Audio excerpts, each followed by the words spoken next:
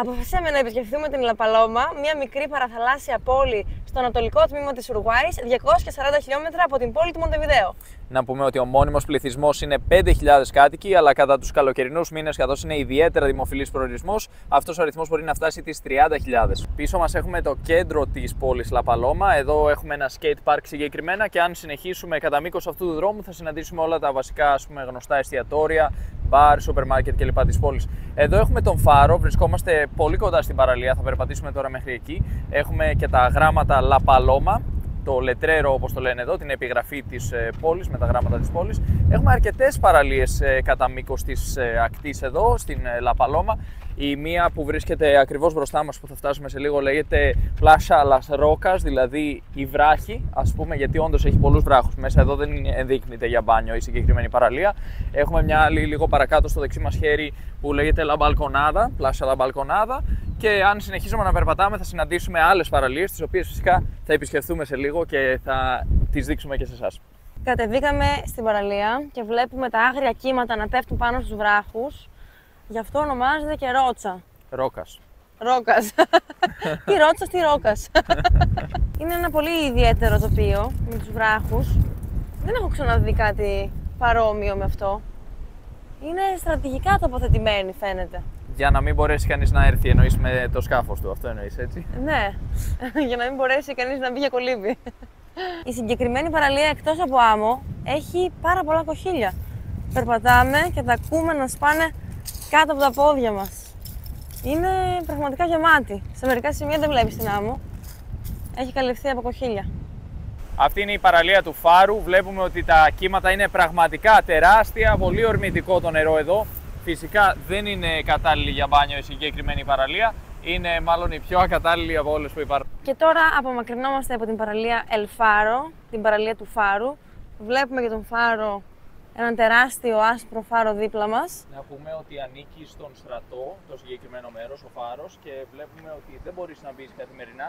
Υπάρχει η δυνατότητα να μπεις από την Πέμπτη μέχρι την Κυριακή να επισκεφθείς το φάρο, από τις 10 το πρωί μέχρι τη 1 το μεσημέρι και από τις 2 το μεσημέρι μέχρι 5 το απόγευμα, νομίζω λέει εκεί. 35 πέσος είναι το εισιτήριο. Μπορείς να ανέβεις και πάνω.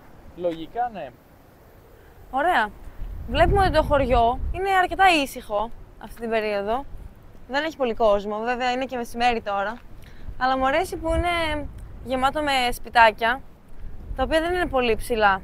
Είναι χαμηλά σπίτια, κάτι που σου επιτρέπει να βλέπεις τον ουρανό καλύτερα. Ναι, είδαμε πολλά κτίρια τα οποία είναι ας πούμε ενός ορόφου, δύο όροφα το πολύ, με ζωνέτες. Είναι έτσι μέρος για το καλοκαίρι. Πολλοί θέλουν απλώς να έχουν ένα χώρο να παρκάρουν το αυτοκίνητό τους έξω, να μπορούν να οδηγήσουν μέχρι μια παραλία κοντινή, ας πούμε, που θέλουν, να μπορούν να ψαρέψουν. Είδαμε αρκετούς ανθρώπους να ψαρεύουν στην παραλία. Γενικά είναι ένα μέρος που έρχονται οι άνθρωποι να κάνουν διακοπές το καλοκαίρι εδώ, δηλαδή ας πούμε κατά κύριο λόγο τον Ιανουάριο και το Φεβρουάριο. Εδώ γεμίζει το μέρος τέλη Δεκεμβρίου, αρχές Ιανουαρίου και αδειάζει πάλι φαντάζομαι σιγά σιγά τον Φεβρουάριο που τελειώνει το καλοκαίρι και σιγά σιγά μετά μπαίνει το φθινόπωρο εδώ. Και τώρα ρίχνουμε μια καλύτερη ματιά στο πάρκο Skate. Είναι αυτό εδώ. Έχει ράμπες και έχει και νερό, μια μικρή τεχνητή λιμνούλα που υποθέτω ότι κάποιος μπορεί να περάσει με το σκέιτ του στην άλλη μεριά. Ο Κωνσταντίνος λέει όχι, ότι δεν είναι φτιαγμένο γι' αυτό. Φαντάζομαι ότι δεν είναι γι' αυτό, γιατί βλέπεις ότι είναι λίγο υπερυψωμένο, δεν είναι δηλαδή για να ανέβεις με το σκέιτ. Φαντάζομαι αυτό που σκεφτόντουσαν ήταν θα βάλουμε ένα ωραίο διακοσμητικό, ας πούμε, αν θες, όχι να το πούμε διακοσμητικό, να το πούμε σαν λιμνούλα. Θα βάλουμε μια λιμνούλα δίπλα στο πάρκο σκέιτ. Κάπως έτσι μάλλον το σκέφτηκε κάποιος, να είναι όμορφο. Αλλά δεν σκέφτηκε ότι μπορεί κάποιος να το κάνει πρόκληση μετά, θα περάσει με το σκέιτ. Αλλά δεν φαίνεται να είναι φτιαγμένο για αυτόν τον σκοπό. Βλέπεις πρέπει να ανέβεις περπατώντας ουσιαστικά εκεί. Σε κάθε περίπτωση, εμένα μου άρεσε αυτό το πάρκο σκέιτ. Είναι κάπως κεντρικό το σημείο. Είμαστε ανάμεσα στο κέντρο και στην παραλία. Είναι τα γράμματα Λαπαλόμα. Εδώ δεν έχουμε έρθει το βράδυ να δούμε πώς είναι. Είδαμε ότι έχει κάποιες καντίνες εδώ, άρα ενδεχομένως να υπάρχουν άνθρωποι που τρώνε φαγητό, πουλάνε τέλος πάντων εδώ κάποια hot dog κλπ. Αυτά τα κλασικά που πουλάνε τη νύχτα. Είναι ο φάρος στο βάθος, πολύ όμορφο έτσι σκηνικό. Αν έχει και φωτάκια, αν είναι αναμένο το φως του φάρου το βράδυ θα είναι όμορφο φαντάζομαι. Εδώ έχει κάποια ξενοδοχεία, ακριβώς μπροστά στο πάρκο σκέιτ, ένα-δύο ξενοδοχεία. Και στο βάθος, έτσι όπως θα κινηθούμε τώρα, θα κατευθυνθούμε προς το κέντρο της πόλης. Να πούμε ότι κόστησε γύρω στα 6 ευρώ το συγκεκριμένο καπέλο. Για όσους ενδιαφέρονται να πάρουν ένα καπέλο που λέει Ουρουγουάι πάνω εδώ, τόσο κάνει. Λαπαλώμα δεν λέει. La Paloma Uruguay. Να πούμε ότι έχει και ATM. Αυτά τα ATM μας εξυπηρέτησαν γιατί στο γυμναστήριο δεν δέχονται κάρτα εδώ και έτσι μπορέσαμε να βγάλουμε λίγα μετρητά. Όποιος έχει κάρτα Revolut, εδώ συνήθως κοστίζει 100 πέσος για να κάνεις ανάληψη από το ATM, δηλαδή περίπου 2 ευρώ. Και αυτό είναι το κέντρο υγείας της πόλης. Εδώ βλέπουμε και ένα ξενοδοχείο το οποίο ονομάζεται Hotel Casino Cabo Santa Maria. Βλέπω ότι κοστίζει 76 ευρώ τη νύχτα αν το κλείσεις το δωμάτιο μέσω της Booking και έχει πολύ ωραίους κύονες απ' έξω. Να προσθέσουμε ότι στην Ουρουγουάη υπάρχει ένα πολύ ενδιαφέρον φαινόμενο. Όταν πληρώνεις με κάρτα, έχεις έκπτωση. Είναι ένα μέτρο της κυβέρνησης το οποίο αφαιρεί αυτόματα τον φόρο όταν εσύ πας να πληρώσεις με την κάρτα σου σε ένα κατάστημα όπως είναι ένα εστιατόριο για παράδειγμα. Και εκεί μπορείς να γλιτώσεις μέχρι και περίπου 18% από το ποσό του λογαριασμού. Δηλαδή, αντί να πληρώσεις το φόρο, θα δεις μετά στο αναλυτικό ότι έχει αφαιρεθεί με βάση νόμο, ο οποίος αναφέρεται στην απόδειξή σου. Έχει αφαιρεθεί λοιπόν αυτό το ποσοστό, το οποίο είναι 18% στα εστιατόρια, αλλά σε άλλα καταστήματα μπορεί να είναι λιγότερο. Παρατηρήσαμε ότι όταν αγοράζουμε ένα προϊόν, για παράδειγμα, σε ένα κατάστημα με είδη δώρου, ας πούμε, μπορεί να έχεις μόνο 2% έκπτωση, ενώ αν είναι. Κωνσταντίνε, τι βλέπουμε εδώ μπροστά μας? Εδώ βλέπουμε ένα ομοίωμα ενός σκελετού μιας φάλαινας, της φάλαινας Franca Austral. Εδώ είναι ένα μέρος που μπορεί κάποιος να παρατηρήσει φάλαινες μεταξύ των μηνών του Ιουλίου και του Οκτωβρίου. Και τώρα περνάμε έξω από το μέρος που αγόρασα αυτό το ωραίο καπέλο. Να το μαγαζί με τα τουριστικά είδη. Έχει καρεκλάκια για την παραλία, ομπρέλες, κουβαδάκια, αυτοκινητάκια, τσάντες, αλλά έχει και δώρα μέσα, είδη δώρων, μπάλες, ενθύμια, μαγνητάκια. Φτάσαμε στην κεντρική πλατεία! Φτάσαμε στην κεντρική πλατεία! Ωραία δεν είναι? Ωραία είναι, δεν ξέρουμε το όνομα βέβαια, οπότε την ονομάσαμε εμείς κεντρική πλατεία γιατί δεν είδαμε κάποιο όνομα ούτε στο Google Maps ούτε κάποια πινακίδα. Είναι όντως στο κέντρο της πόλης. Γύρω εδώ έχουμε εστιατόρια. Μάλιστα έχουμε φάει σε 2 από αυτά τα εστιατόρια ήδη. Ένα στο αριστερό μας χέρι που λέγεται Λαμπασένα, δηλαδή η φάλαινα. Και ένα λίγο πιο κάτω δεξιά, από την απέναντι μεριά τέλος πάντων του δρόμου που λέγεται Ορίσας. Έχει διάφορα εστιατόρια εδώ, πολλές επιλογές.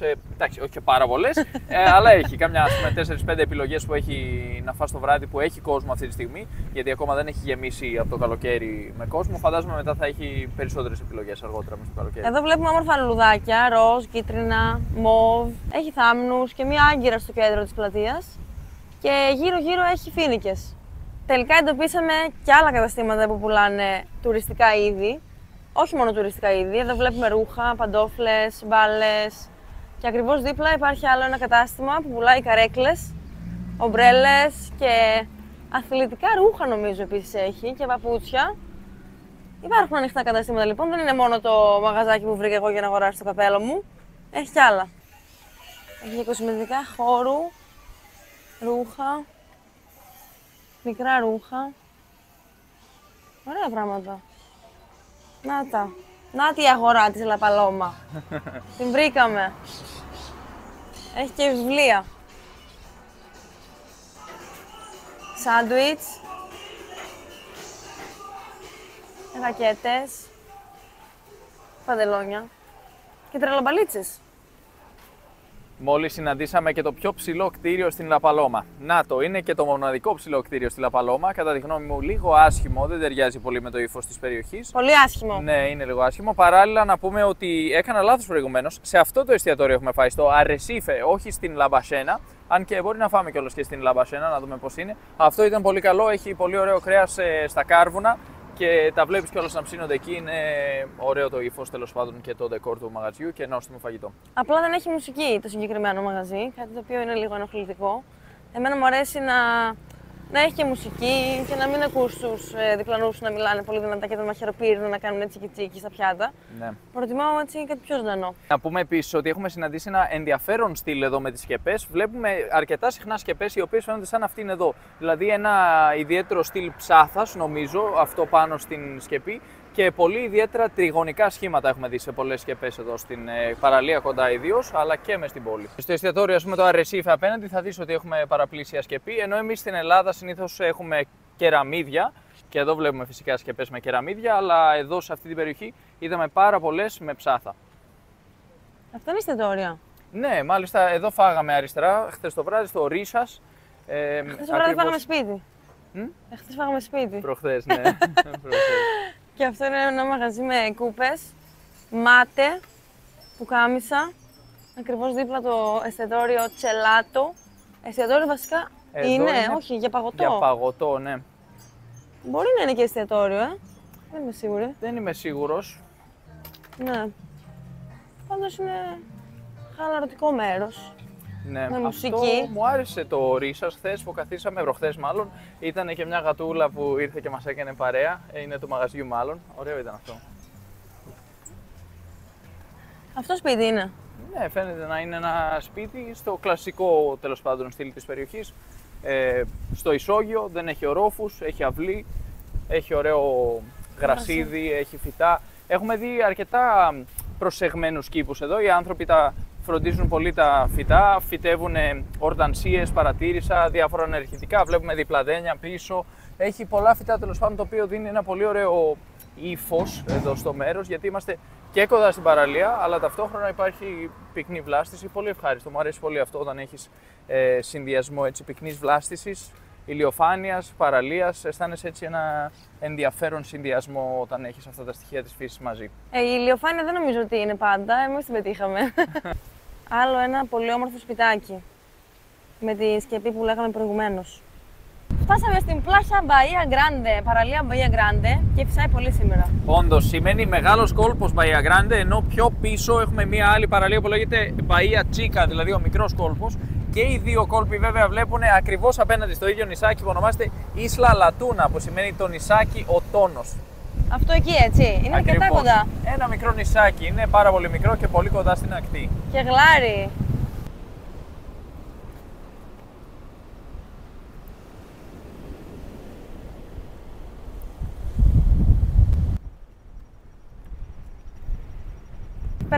Περπατήσαμε και φτάσαμε στο Μουσείο της Λαβαλώμα. Είναι απέναντι. Αναρωτιέμαι αν είναι ανοιχτό και αν μπορούμε να μπούμε. Κάτι άλλο που είδαμε όμως είναι ο ποδηλατόδρομος. Κατά μήκος του πεζοδρόμου έχει ένα ποδηλατόδρομο και όποιος θέλει μπορεί να κάνει τη βόλτα του με το ποδήλατό του. Από ό,τι φαίνεται το μουσείο είναι κλειστό, αλλά μοιάζει με βαγόνι. Αυτό είναι η καφετέρια, δεν ξέρω γιατί λέει καφέ εδώ, ή τέλος πάντων μπορεί παλιά να ήταν η καφετέρια. Και νομίζω ότι δεν μπορούμε να μπούμε ούτε εδώ. Εκεί πάντως δεν μπορούμε να μπούμε, είναι κλειστά. Δεν βλέπω κάποιον εδώ. Ναι. Λογικά είναι για το καλοκαίρι, για λίγο πιο μετά. Ή μπορεί να είναι άλλες ώρες. Δεν έχει καν μια πινακίδα ενημερωτική, ρε παιδί μου, να μας πει ας πούμε ποια είναι τα ωράρια λειτουργίας, αν λειτουργεί. Περπατήσαμε περίπου μισή ώρα και φτάσαμε στο λιμάνι, στη μαρίνα της πόλης. Και τώρα περπατάμε δίπλα στη θάλασσα. Έχει πάρα πολύ αέρα, έχει κύμα. Και θα πρέπει να κάνουμε τον κύκλο για να φτάσουμε στο σημείο που είναι και οι βάρκες. Ναι, να πούμε ότι πίσω μας υπάρχει μια βάση του ναυτικού εδώ της Ουρουγουάης και βλέπουμε και τη μαρίνα από εδώ. Φυσικά βρισκόμαστε από την εξωτερική μεριά, βλέπουμε δηλαδή πίσω από την περίφραξη τη μαρίνα. Θα μπορούσαμε να είχαμε μπει από τον χώρο που περάσαμε προηγουμένως. Υπήρχε ένας χώρος στάθμευσης, πάρκινγκ και μια μπάρα τέλος πάντων για τα αυτοκίνητα που δεν τους επιτρέπει να περάσουν αν δεν γίνει κάποιος έλεγχος, μάλλον. Και εμείς αποφασίσαμε να κάνουμε τον κύκλο, να περπατήσουμε, να δούμε εδώ έξω την θέα. Ας πούμε κατά μία είναι της άκρης της πόλης, δηλαδή αν κοιτάξουμε πίσω μας, πολύ μακριά στο βάθος θα δούμε τον φάρο. Εκεί είναι ας πούμε το κέντρο της πόλης, είμαστε λίγο έξω, είμαστε στα όρια, βγαίνουμε σιγά σιγά από την πόλη. Το λιμάνι λοιπόν βρίσκεται πίσω μας και η μαρίνα και κάπου εδώ ας πούμε φαντάζομαι είναι και τα όρια της πόλης. Εδώ συναντήσαμε και αυτά τα πουλιά τα οποία από ό,τι φαίνεται έχουν σταματήσει για να ξεκουραστούν πάνω στα βράχια μέχρι να συνεχίσουν το ψάρεμα φαντάζομαι αργότερα. Πλησιάζουμε στο τέλος της διαδρομής, σε αυτό το τσιμεντένιο διάδρομο δίπλα στη θάλασσα. Φυσάει πραγματικά πάρα πολύ. Τα κύματα είναι άγρια, πετάγονται πάνω στους βράχους, πάνω στους κυματοθράψτες. Απομακρυνθήκαμε αρκετά, αλλά βρέχουμε ακόμα και εδώ. Δηλαδή βλέπουμε ότι το νερό της θάλασσας φτάνει από εκεί μέχρι εδώ. Αυτή τη στιγμή το νερό με πιτσιλάει, το νιώθω. Και η παιδική χαρά που έβλεπα προηγουμένως είναι αυτή εδώ. Έχει μια τσουλήθρα η οποία όμως είναι για πολύ μικρά παιδιά. Έχει μια τραμπάλα. Και τι άλλο έχει, άλλη μια τραμπάλα. Κούνιες. Και εκείνο το ψηλό εκεί τι είναι, δεν είναι τσουλήθρα πάντως, ένα παρατηρητήριο. Παρατηρητήριο, ξύλινο μάλλον. Ναι, φαίνεται λίγο παλιό το πάρκο, δεν φαίνεται να το έχουν κάνει κάποια καλή συντήρηση πρόσφατα. Έτσι είναι λίγο αυτοσχέδιο θα έλεγε κανείς. Αυτές οι κούνιες ας πούμε. Χωράς. Σίγουρα όχι, μου φαίνονται σαν τετράγωνοι κύβοι τέλος πάντων που τους λείπουν οι πλευρές γύρω-γύρω. Δηλαδή δεν ξέρω πραγματικά ποια είναι η ιδέα εδώ πέρα. Αυτό είναι μεταλλικό και μοιάζει και σκουριασμένο, αλλά μάλλον δεν είναι. Δεν ξέρω τι να πω. Εντάξει, δεν με εμπνέει πολύ για να έρθω εδώ να παίξω στο πάρκο αν είμαι παιδί. Προσπαθώ να φανταστώ τον εαυτό μου παιδί. Δεν θα ήταν και η πρώτη μου σκέψη. Πάω να παίξω στο πάρκο του Πουέρτο, του λιμανιού. Αλλά μάλλον έχει ξεμείνει. Πρέπει να είναι αρκετά παλιό πάρκο εδώ που έχει αυτό. Πάντως το λιμάνι από πίσω, ωραίο έτσι. Ναι, εδώ είναι η Μαρίνα του λιμανιού, τέλος πάντων, εδώ της πόλης. Μαρίνα de la Paloma. Ακούμε και τους γλάρους. Τους είδαμε κιόλας να πετάνε ψηλά. Οχ, νάτι. Εδώ έχουμε μερικές πεσκαδερίες, δηλαδή καταστήματα που πουλάνε ψάρια, τα οποία έχουν μαγειρέψει σε διάφορες μορφές. Έχουμε τηγανιτό ψάρι, έχουμε κροκέτες, τάρτες, διάφορες τέλος πάντων επιλογές μας είπαν. Αυτή τη στιγμή δεν θέλουμε να τσιμπήσουμε κάτι εμείς, αλλά είναι μια ενδιαφέρουσα επιλογή για κάποιον ο οποίος θέλει να φάει ψάρι. Τώρα περπατάμε στην προβλήτα και βλέπουμε δεξιά και αριστερά ότι υπάρχουν σκάφη για ψάρεμα λογικά. Μυρίζει ψάρι. Φτάσαμε στο τέλος. Ωραίο μέρος για τους ψαράδες. Τώρα περνάμε έξω από την ναυτική βάση και βλέπουμε ότι μέσα υπάρχει και ένα ελικόπτερο. Επίσης υπάρχει ένα τρακτέρ και δύο άνθρωποι που φτιάχνουν τις λακκούβες του δρόμου, βάζοντας χώμα μέσα. Λίγο πριν την είσοδο του λιμανιού παρατηρούμε δύο δέντρα που είναι εξαπλωμένα. Το ένα έχει στραβώσει και έχει γύρει και το άλλο επίσης. Αλλά υπάρχουν και μερικά παπαγαλάκια, δεν ξέρω αν φαίνονται καλά στο κινητό. Πάμε να τα δούμε και από λίγο πιο κοντά. Προς το παρόν μπορούμε να τα ακούσουμε. Και υπάρχει και ένας χώρος όπου βλέπουμε πολλά τροχόσπιτα ίσια μπροστά. Τα παπαγαλάκια κάθονται στο γρασίδι. Κάτσε να προσπαθήσουμε να τα κάνουμε zoom. Αυτά εδώ είναι πράσινα παπαγαλάκια. Παρέα πηγαίνουν αυτά, όλα μαζί. Να τα... Γέμισε ο ουρανός με παπαγαλάκια. Φυσάει κιόλας, δεν ξέρω αν μπορούν να πετάξουν εύκολα. Και πάμε να δούμε και από λίγο πιο κοντά το χώρο με τα τροχόσπιτα.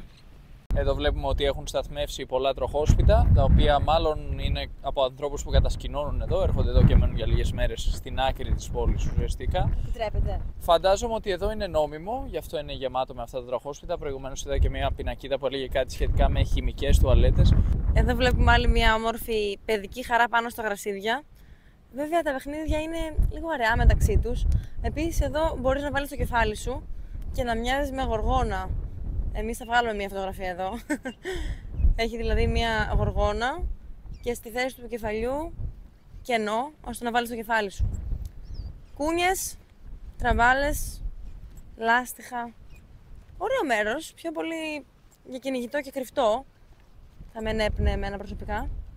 Α, δεις εδώ. Να και κάτι ιδιαίτερο. Ένα δίχτυ. Μπορείς να πηδήξεις πάνω σε αυτό το δίχτυ. Υποθέτω.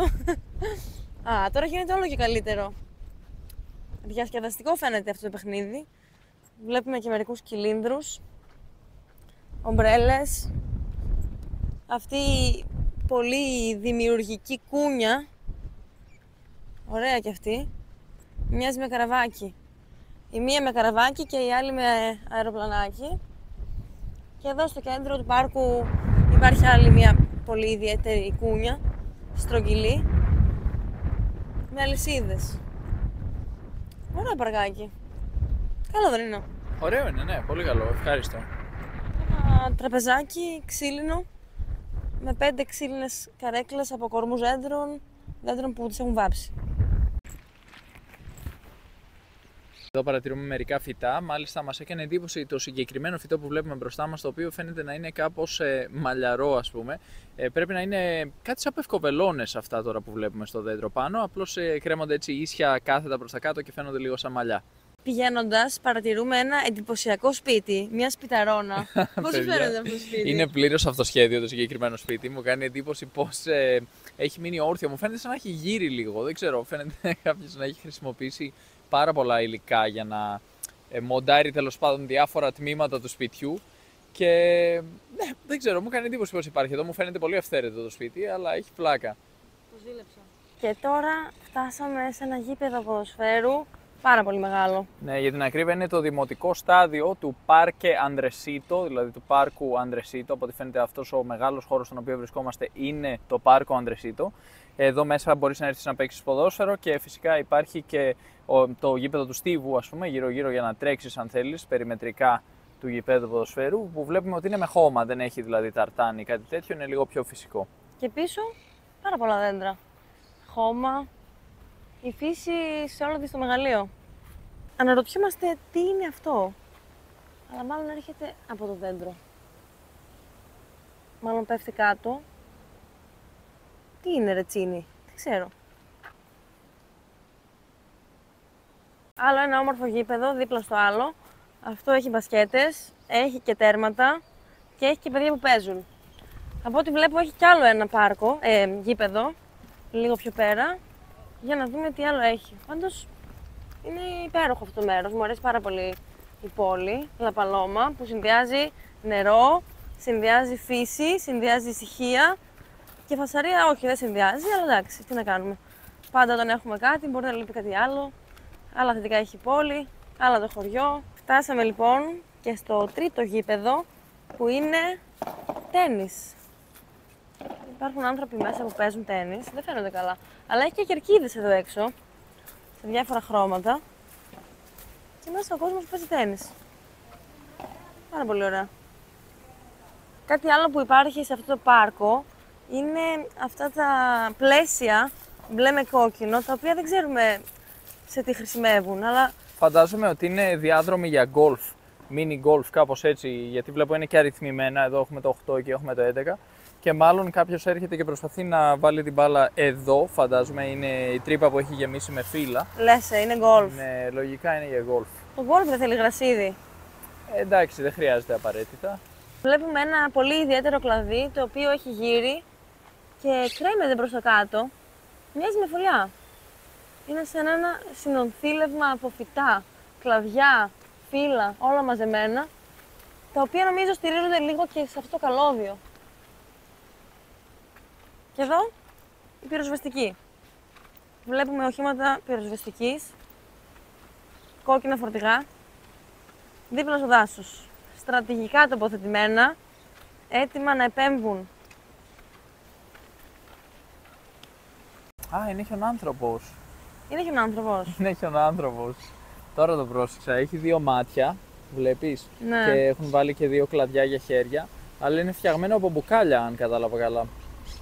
Και λίγο παραδίπλα έχουν κατασκευάσει πράγματα από μπουκάλια. Γλάστρες. Χρησιμοποιούν τα παλιά πλαστικά σε κάτι όμορφο. Εδώ συγκεκριμένα βλέπουμε ένα παγόνι. Ναι, το συγκεκριμένο μέρος λέγεται Centro de Desarrollo Comunitario, δηλαδή κέντρο κοινωνικής ανάπτυξης. Κοινοτικής. Ναι, κοινωνικής ανάπτυξης, ας πούμε, κοινοτικής ανάπτυξης, ναι, κάπως έτσι, CDC. Και χώματα βλέπουμε μπροστά. Πύργους από χώματα. Σαν να χτίζουν κάτι. Τώρα μόλις μιλήσαμε με μια κοπέλα που δουλεύει στο Δήμο και μας είπε ότι υπάρχουν μαθήματα που σου διδάσκουν πώς να κατασκευάσεις διάφορα αντικείμενα.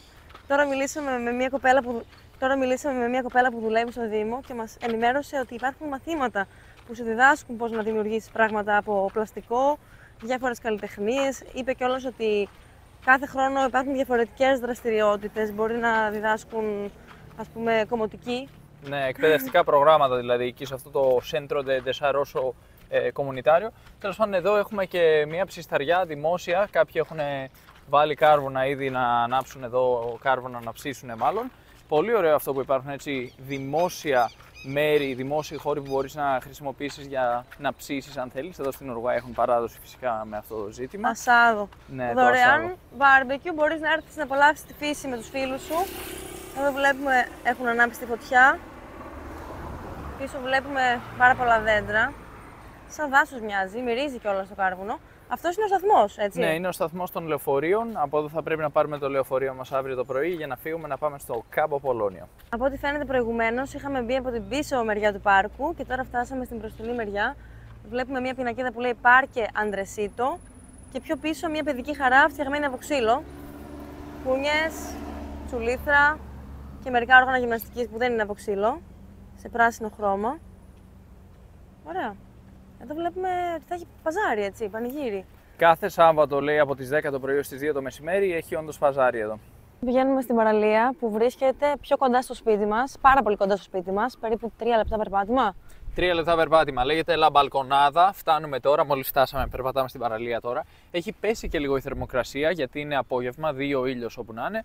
Και κάναμε ένα μεγάλο tour σήμερα, κάναμε πολλές βόλτες τέλος πάντων και μέχρι να φτάσουμε εδώ είναι πολύ αργά ήδη. Αλλά να πω ότι έχει κοπάσει, έχει ηρεμήσει ο καιρός γιατί νωρίτερα φυσούσε πάρα πολύ.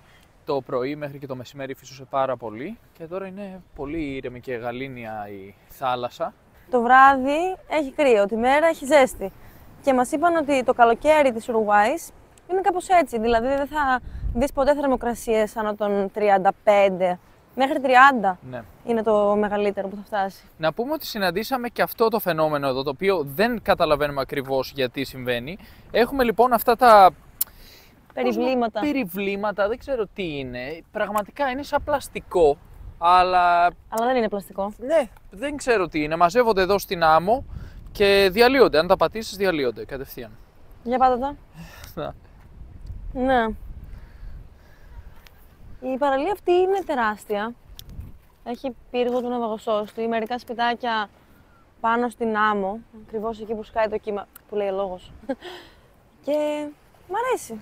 Ναι, είναι η αγαπημένη μου από τις παραλίες που είδαμε εδώ, η Μπαλκονάδα. Λίγο πιο κάτω υπάρχει και άλλη μία βέβαια που δεν την είδαμε, δεν την επισκεφθήκαμε, αλλά αν έρθει κάποιος για μπάνιο, νομίζω είναι ιδανικά εδώ. Είναι ήρεμο το νερό γενικά. Έχουμε κάνει και τις προάλλες κάναμε και ένα μπάνιο που ήρθαμε εδώ για μία επίσκεψη το απόγευμα. Ήταν γεμάτη η παραλία με νέους εδώ. Πρέπει να έρχονται μετά το σχολείο, υποπτεύομαι, και έρχονται εδώ και παίζουν. Είναι πολύ ωραίο το μέρος και νομίζω το καλοκαίρι θα είναι και γεμάτο εδώ με κόσμο. Αυτό το κτίσμα εδώ που βλέπουμε πρέπει να είναι beach bar ή κάτι τέτοιο που το χτίσανε τώρα ενώ ήμασταν εδώ. Δηλαδή πραγματικά μέσα σε μία μέρα το χτίσανε. Ναι. Και το κάνουν έτσι μάλλον εδώ την εποχή του καλοκαιριού. Έρχονται και στείνουν μάλλον κάποια beach bar στην παραλία και αρχίζει και ζωντανεύει το μέρος. Και έχει και αποδυτήρια. Ρίξαμε μία γρήγορη ματιά στην παραλία και κάπου εδώ τελειώνει το tour της ημέρας. Εμένα μου άρεσε πάρα πολύ η διαμονή μου στη Λα Παλώμα, το Περιστέρι δηλαδή. Και συστήνω σε οποιονδήποτε έρθει στην Ουρουγουάη να περάσει και από Λα Παλώμα, γιατί είναι ένα πολύ χαλαρωτικό μέρος. Ναι, είναι κάτι σαν μια μικρή εναλλακτική της Punta del Este, πολύ έτσι μεταφορικά μιλώντας. Αν κάποιος θέλει να πάει για μπάνιο, να χαλαρώσει, να ηρεμήσει και να μην έχει πολλές σκοτούρες, πολλή κίνηση καθημερινά κλπ, μπορεί να έρθει εδώ. Η Punta del Este θα ήταν μια εναλλακτική η οποία σου επιτρέπει να δεις πολύ κόσμο, περισσότερη χλειδί, περισσότερα καταστήματα παντού κλπ. Εδώ είναι πιο χαλαρά τα πράγματα. Εδώ βέβαια να πούμε ότι υπάρχουν και άλλες επιλογές τριγύρω. Για παράδειγμα, σήμερα πήραμε το λεωφορείο και πεταχτήκαμε και στην Λα Πεδρέρα. Μέσα σε 20 λεπτά είσαι λοιπόν και σε άλλα μέρη εφόσον το επιθυμείς. Άρα ενδεχομένως να είναι μια καλή επιλογή για κάποιον που θέλει να κινηθεί προς τα βόρεια σχετικά επί της ακτής, κατά μήκος της ακτής όπως κάνουμε και εμείς. Αύριο φεύγουμε για Κάμπο Πολόνιο. Και στη συνέχεια μετά από εκεί θα πάμε Punta del Diablo. Μας έχουν πει ότι είναι μαγευτικά και τα δύο αυτά μέρη. Έτσι μείνετε συντονισμένοι, θα μοιραστούμε εικόνες και από εκεί μαζί σας σύντομα. Ναι, αλλά να πω εγώ κάτι. Θα βρέχει. Ναι, λέει η πρόγνωση του καιρού, θα το βρέχει του καιρού, λέει. ασταμάτητα. Ναι. Άρα δεν ξέρουμε τι θα καταφέρουμε να δείξουμε σε εσάς ή να δούμε κι εμείς οι ίδιοι. Γιατί μέσα μπορεί από το παράθυρο. Φαντάζεσαι να τρέχει και από το ταβάνι νερό. Όχι, ναι, είναι και αυτό. Στο Κάμπο Πολόνιο λένε ότι είναι όλα πολύ αυτοσχέδια. Έτσι, είναι, πώς το λένε, ρεσέρβα. Δηλαδή είναι προστατευόμενη περιοχή. Υποπροστασία η περιοχή και έτσι δεν επιτρέπεται να χτίσουν κανονικά μεγάλα κτίρια κλπ. Και έτσι όλα είναι λίγο σαν παράγκες. Θα δούμε αύριο τι θα συναντήσουμε χωρίς και όταν ρεύμα. φτάσουμε. Χωρίς ρεύμα, χωρίς ίντερνετ. Μας είπαν κάτι περίεργα. Οπότε είπαμε να κλείσουμε μόνο για έτσι μια-δυο νύχτες οριακά, ας πούμε, να δούμε το μέρος όσο πιο γρήγορα γίνεται. Γιατί μετά δεν θα μπορέσουμε να κάνουμε τις δουλειές μας. Μαθήματα και τέτοια δεν πρόκειται να γίνουν εκεί. Οπότε θα τα καταφέρουμε όμως. Εγώ είμαι βέβαιος ότι θα τα καταφέρουμε. Θα τα καταφέρουμε, αρκεί να συνεργαστεί και ο καιρός και να μην βρέξει τελικά. Και ελπίζουμε να έχουμε σκεπή στο σπίτι μας. Σίγουρα ελπίζουμε να έχουμε σκεπή. Άμα σας άρεσε το βίντεο, πατήστε like και κάντε εγγραφή στο κανάλι μας και μείνετε συντονισμένοι για τα επόμενα βίντεο, γιατί έρχονται πολλά βίντεο. Εμείς δεν σταματάμε, συνεχίζουμε δυναμικά το ταξίδι μας. Αντίο λοιπόν από Λα Παλώμα. Γεια σας! Η Λα Παλώμα είναι μια παραθαλάσσια πόλη στην ανατολική ακτή της Ουρουγουάης, στην επαρχία Ρότσα. Βρίσκεται στον Ατλαντικό ωκεανό και είναι γνωστή για τις όμορφες παραλίες της που προσελκύουν τουρίστες καθ' όλη τη διάρκεια του καλοκαιριού.